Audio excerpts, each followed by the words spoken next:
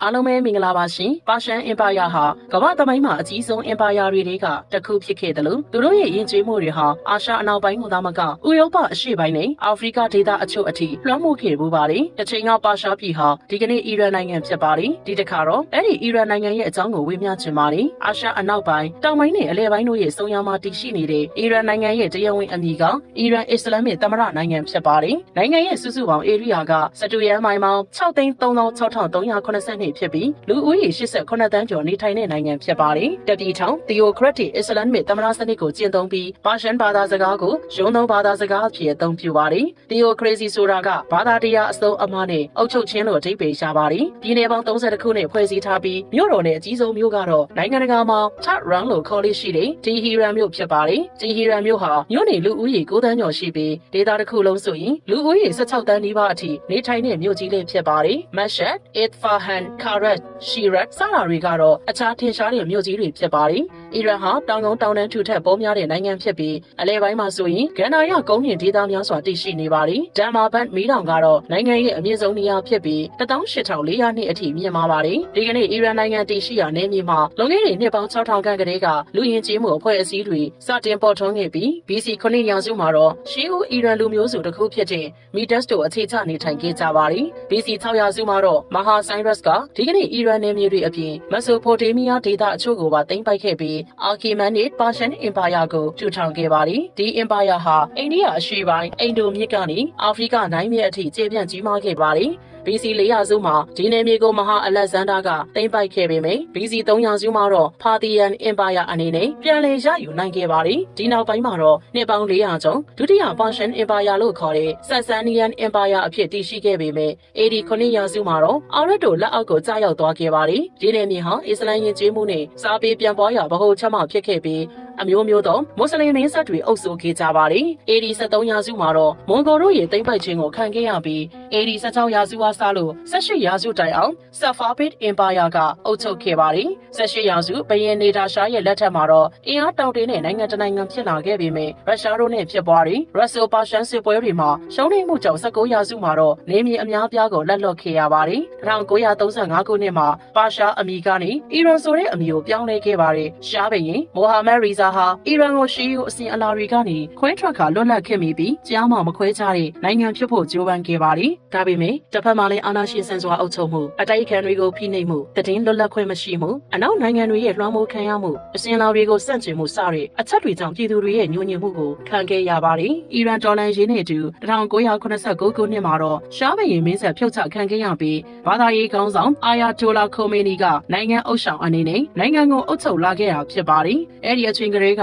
အီရန်ဟာအမေရိကန်အပါအဝင်အနောက်နိုင်ငံတွေနဲ့စန့်ကျင်ဘက်ဖြစ်ခဲ့တာဖြစ်ပါတယ်။သမ္မတစနစ်ကိုကျင့်သုံးပေမဲ့သမ္မတကဒုတိယနေရာမှာပဲရှိပါတယ်။ရေနံနဲ့သဘာဝဓာတ်ငွေတွေပေါများစွာထွက်ရှိတဲ့အီရန်နိုင်ငံဟာလက်ရှိအချိန်မှာတော့အလဲအလတ်အင်အားတောင့်တင်းတဲ့နိုင်ငံအဖြစ်ရပ်တည်နေပြီးတစ်ဖက်မှာလည်းအာဏာရှင်ဆန်ဆန်အုပ်ချုပ်မှုလူအခွင့်အရေးချိုးဖောက်မှုတွေနဲ့ဝေဖန်မှုများစွာရှိနေတဲ့နိုင်ငံလေးဖြစ်ပါတယ်။အီရန်နိုင်ငံဟာယဉ်ကျေးမှုအမွေအနှစ်နေရာတွေအလွန်ပေါများတဲ့နိုင်ငံဖြစ်ပြီးတနိုင်ငံလုံးမှာ UNESCO ကမ္ဘာအမွေအနှစ်နေရာပေါင်း28ခုအထိရှိနေပါတယ်။ဒီအထဲမှာအာကီမန်နစ်အင်ပါယာရဲ့မြို့တော်ဟောင်းဖာဆာပိုလစ်Isfahan မြို့ကရှားရှင်မြေလွန်ခဲ့တဲ့နှစ်ပေါင်း3000ကျော်ကအဲလမိုင်းယဉ်ကျေးမှုပေါ်ထွန်းခဲ့ရာဂျိုဂါဇန်ပင်နယ်မြေမဟာဆိုင်ရပ်စ်မြို့တော်တည်ရှိခဲ့ရာပါဆာဂါဒန်နဲ့မြို့တော်တီဟီရန်မှာတည်ရှိနေတဲ့ဂိုစတန်နန်တော်တွေဟာထင်ရှားပါတယ်။အီရန်နိုင်ငံရဲ့အထင်ရှားဆုံးအဆောက်အအုံကတော့1600ပြည့်နှစ်ဝန်းကျင်မှာတည်ဆောက်ခဲ့တဲ့စီယိုရှေပိုတံတားဖြစ်ပါတယ်။ကြောက်တုံးနဲ့အုတ်တွေကိုအသုံးပြုတည်ဆောက်ထားတဲ့ဒီတံတားဟာအလျားပေ1000နီးပါးရှည်လျားပြီးဇိုင်ယန်ဒါရှုမြစ်ကိုဖြတ်ထိုးထားတာဖြစ်ပါတယ်။ Isfahan မြို့မှာတည်ရှိနေတာဖြစ်ပြီးမုတ်ခုံများစွာနဲ့လှပခဲနှောင်းစွာတိဆောက်ထားတဲ့တရားတစ်စင်းလေးဖြစ်ပါတယ်။နောက်ထပ်လူသိများတဲ့တရားတစ်စင်းကတော့ခါဂျူတရားဖြစ်ပြီး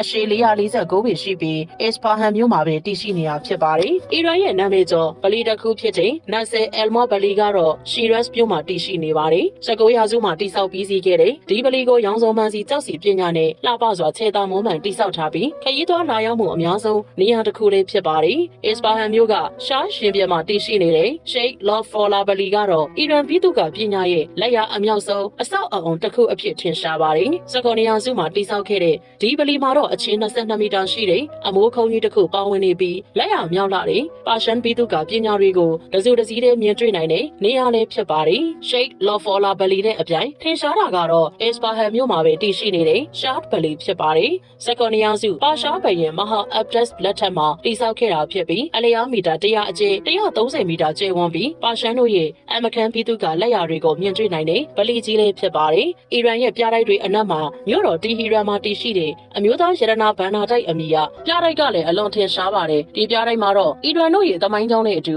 တောင်ရင်သုံးဆောင်ပစ္စည်းတွေစိန်ရွှေဝင်အဆောက်ရှိတဲ့လမ်းတွေရတနာများစွာကိုတစုတစည်းတည်းပြသထားပါတယ်။ Grand Bazaar လို့အမည်ရတဲ့သမိုင်းဝင်ဈေးကြီးရလေမြို့တော်တီဟီရန်မှာပဲတည်ရှိနေတာဖြစ်ပြီးဈေးလမ်းတွေရဲ့စုစုပေါင်းအရှိက6.2 မိုင်အထိရှိနေပါတယ်။ဝင်ပေါင်းများစွာနဲ့အတူကုန်ပစ္စည်းမျိုးစုံကိုရောင်းချနေပြီးစားတောက်ဆိုင်ပလီတဲခိုခန်းနဲ့ဘဏ်တွေလည်းဒီဈေးကြီးထဲမှာပါဝင်နေပါတယ်။သမိုင်းဝင်ဥယျာဉ်တစ်ခုဖြစ်တဲ့ရှားဒတ်မဟန်ဥယျာဉ်ကတော့မဟန်မြို့အနီးမှာရှိနေပြီးဂန္ဓာရနယ်မြေထဲမှာတတိတခြားစိမ့်လန်းစွာတည်ရှိနေတာလည်းဖြစ်ပါတယ်။ငါးဟက်တာခွဲခန့်ကျယ်ဝန်းနေဒီဥယျာဉ်ကိုအနောင်ဝန်းနဲ့စတူရန်ပုံဖန်တီးထားတာဖြစ်ပြီးအဆောက်အအုံနဲ့ရေပန်းတွေလည်းပါဝင်နေပါတယ်။အဲဒီ300စုနဲ့900စုအတွင်းဒုတိယပါရှားအင်ပါယာလက်ထက်မှာတည်ဆောက်ခဲ့တဲ့ရှော့စတာသမိုင်းဝင်ဟိုက်ဒရိုလစ်စနစ်နယ်မြေအားလည်း UNESCO စိတ်ရင်းဝင်အမွေအနှစ်တစ်ခုအဖြစ်အသိအမှတ်ပြုခံထားရပါတယ်။ဒီနယ်မြေထဲမှာတော့73ခုနှစ်အတူတရားတူးမြောင်းတွေပါဝင်နေပြီးအဲ့ဒီခေတ်ကာလကဒီဒေသရဲ့စိုက်ပျိုးရေးကဏ္ဍအတွက်အသုံးပြုခဲ့ကြတာဖြစ်ပါတယ်။အီရန်နိုင်ငံရဲ့အခြားထင်ရှားတဲ့နေရာတွေကတော့နိုင်ငံရဲ့အနောက်မြောက်ပိုင်းကအ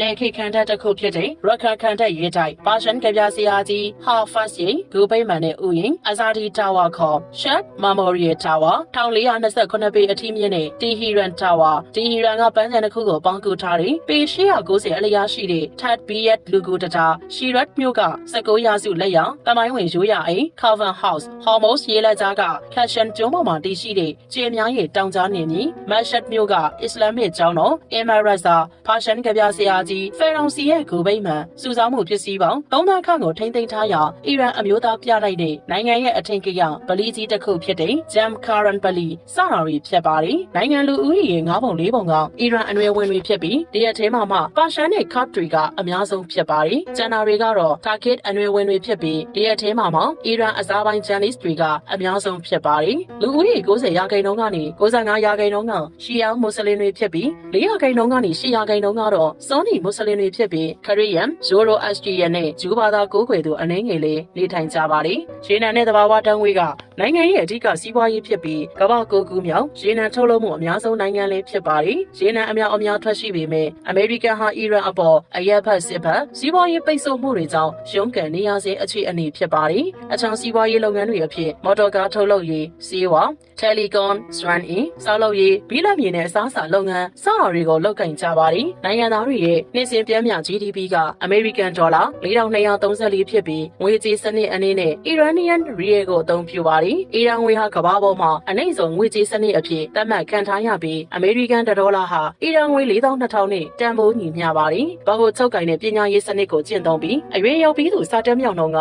89ရာခိုင်နှုန်းဖြစ်ပါတယ်။အစိုးရတက္ကသိုလ်ကြီးအခု90ကျော်ရှိတဲ့အနက်တီဟီရန်တက္ကသိုလ်ကရှေးအကျဆုံးနဲ့အထင်ရှားဆုံးဖြစ်ပါတယ်။1852ခုနှစ်မှာစတင်ဖွင့်လှစ်ခဲ့တဲ့ဒီတက္ကသိုလ်ကြီးကိုတော့တက္ကသိုလ်နေမြေ9ခုကောလိပ်9ခုဌာနပေါင်း16ခုတို့နဲ့ဖွဲ့စည်းထားပြီးစာသင်သားပေါင်း4100ခန့်တက်ရောက်လျက်ရှိပါတယ်။အသည့်ကောင်းမွန်တဲ့လမ်းပန်းကုန်ရက်ကိုပိုင်ဆိုင်ထားပြီးမြို့ကြီးတွေမှာတော့မြေအောက်ရထားအမြန်ရထားနဲ့ဘတ်ကားလိုင်းတွေပြေးဆွဲလျက်ရှိပါတယ်။နိုင်ငံတကာလေဆိပ်ပေါင်း19ခုအထိပိုင်ဆိုင်ထားပြီးအဓိကလေဆိပ်ဖြစ်တဲ့အီမန်ခိုမန်နီလေဆိပ်ကတော့နှစ်စဉ်လေကြောင်းခရီးသွား6တန်းကျော်ကိုဝန်ဆောင်မှုပေးနေပါတယ်။အပူပိုင်းဒေသရာသီဥတုနဲ့ကန္နာရရာသီဥတုတွေကိုပိုင်ဆိုင်ထားပြီးတစ်နှစ်ပတ်လုံးပြင်းပြအပူချိန်ဟာ10ဒီဂရီကနေ33ဒီဂရီဆဲလ်စီယပ်အတွင်းမှာရှိနေတတ်ပါတယ်။မြို့တော်တီဟီရန်ကတော့ဆောင်းရာသီမှာ1ဒီဂရီဝန်းကျင်အထိအပူချိန်ကျဆင်းတတ်ပြီးနှင်းတွေလည်းကျတတ်လိရှိပါတယ်။ဒါပေမဲ့ Dash Elat လို့တဲကန်နာရထဲမှာတော့အပူချိန်ဟာ80ဒီဂရီဆဲလ်စီယပ်အထိမြင့်တက်ပူပြင်းနေရှိပါတယ်။အီရန်ဟာကန္နာရဒေသဖြစ်ပေမဲ့မြင့်မားတဲ့တောင်တန်းတွေကိုပိုင်ဆိုင်ထားတာကြောင့်နှင်းလျှောစီအပန်းဖြေစခန်းများစွာရှိတဲ့နိုင်ငံဖြစ်ပါတယ်။တီဟီရန်ရဲ့မြောက်ဘက်ပင်လယ်ရေမျက်နှာပြင်ထက်အမြင့်ပေ11000ကျော်မြင့်တဲ့ဒေစင်နှင်းလျှောစီအပန်းဖြေစခန်းဆိုရင်အလွန်ကျော်ကြားပါတယ်။ကမ္ဘာအကြီးဆုံးဈေးဝယ်စင်တာကလည်းမြို့တော်တီဟီရန်မှာရှိနေတဲ့အီရန်မော်ဖြစ်ပြီးစတူရဲမီတာ2တန်းနီးပါးကျယ်ဝန်းပြီးစိုက်မောင်း900ကျော်ပါဝင်နေပါတယ်။အီရန်ဟာကမ်းရိုးတန်းအလျာမိုင်ပေါင်း1500ခန့်ကိုပိုင်ဆိုင်ထားတာကြောင့်ကမ်းခြေများစွာလည်းရှိနေပြီးမိုဂန်ကမ်းခြေ၊ဟန်ကန်ခါမာစီကမ်းခြေ၊ဟိုမတ်အနီယ ရောင်ကမ်းခြေနဲ့အမျိုးသမီးများရဲ့ကမ်းခြေစတာတွေက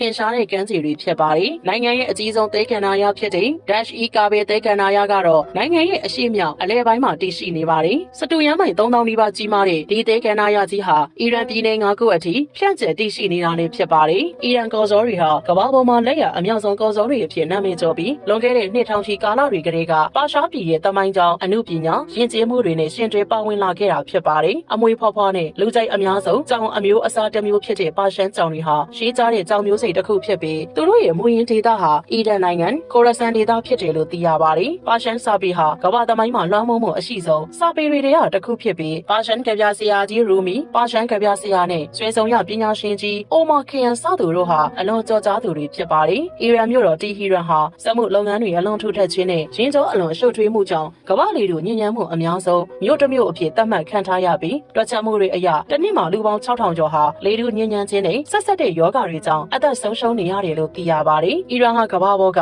တင်းကျပ်မှုအရှိဆုံးနိုင်ငံတွေကတနိုင်ငံဖြစ်ပြီးအင်တာနက်သုံးစွဲမှုနဲ့သတင်းလွတ်လပ်ခွင့်တွေကိုကန့်သတ်ထားတဲ့အပြင်အခြားကန့်သတ်ချက်များစွာရှိနေတဲ့နိုင်ငံလေးဖြစ်ပါတယ်။မြင်းတွေနဲ့ကစားရတွေပိုလိုအားကစားနည်းရဲ့မွေးဖွားရာအရက်ဟာအီရန်နိုင်ငံဖြစ်ပြီးဒီကနေ့အချိန်မှာတော့ဘောလုံးအားကစားကနိုင်ငံရဲ့လူကြိုက်အများဆုံးအားကစားဖြစ်ပြီးဗော်လီဘောနဲ့ဘတ်စကတ်ဘောကစားနည်းတွေကလည်းထင်ရှားတဲ့အားကစားနည်းတွေဖြစ်ပါတယ်။အမေရိကန်ကတော့သူ့နိုင်ငံသားတွေအတွက်အီရန်နိုင်ငံဟာတွားရောက်လေပတ်ဖို့မသိတဲ့နိုင်ငံလို့ကြေညာထားပြီးမြဲ2022ခုနှစ်ကဆိုရင်အီရန်ကိုတွားရောက်လေပတ်သူခရီးသွား4.1 သန်းအထိရှိခဲ့ပါတယ်။ဒီတစ်ခါဝေမျှခဲ့တာကတော့တစ်ချိန်ကပေါရှားပြည်လို့ကြော်ကြားခဲ့တဲ့အီရန်နိုင်ငံရဲ့အကြောင်းပဲဖြစ်ပါတယ်။နားဆင်သူမိတ်ဆွေအပေါင်းရွှင်လန်းချမ်းမြေ့ကြပါစေရှင်။